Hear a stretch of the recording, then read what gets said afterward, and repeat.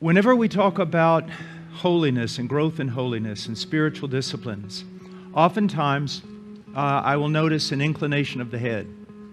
The head will drop because people are very aware that they have not devoted themselves to the devotions as they ought. They have not grown as they ought, and that there's something lacking in them. They have, to some degree or some measure, they have failed. That's true with any man, no matter how spiritual, any woman, no matter how much they have grown in Christ.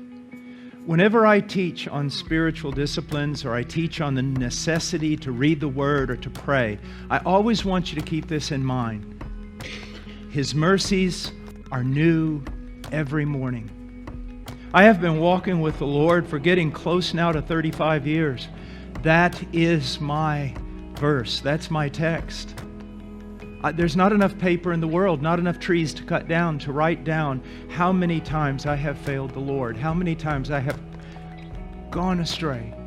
Mercies new every morning. You know, sometimes I've actually done things and sensed the forgiveness of God to such a degree that I almost felt like He was wrong. You can't do this. And He couldn't. It would be wrong for Him to forgive me as many times as He has forgiven me, except that Christ died in my place. What a wonderful thing to actually walk through a door where the love really is unconditional. And you say, "Oh, Brother Paul, you talk that way, people will run wild." No, the unconditional love of God will drive you much further and much faster than a whip. How could you love me this much?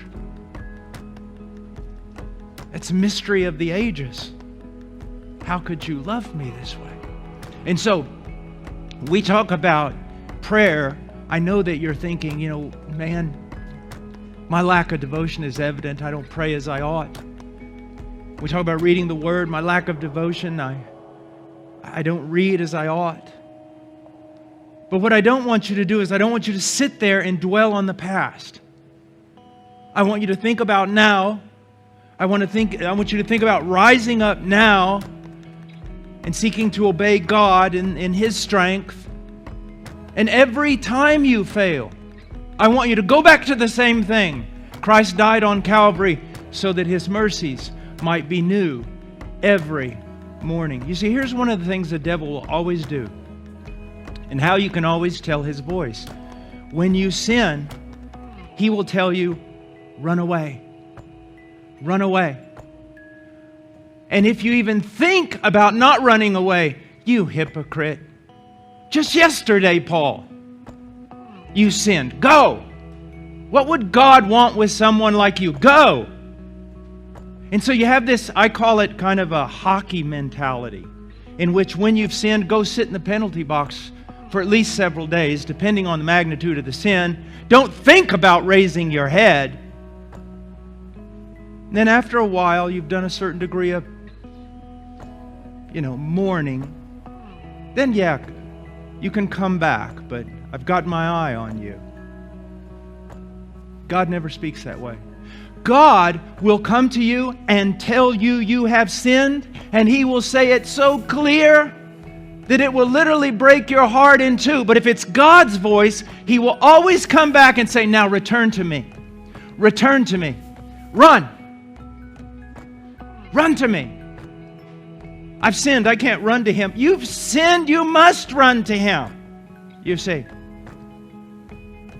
And do it quickly before He reaches you, because He's already started running.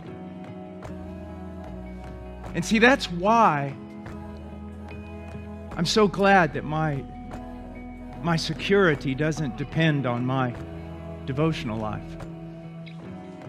I'm so glad that my salvation doesn't depend on the most spiritual nanosecond I've ever had, because it would not be enough to save me, to keep me. But His blood,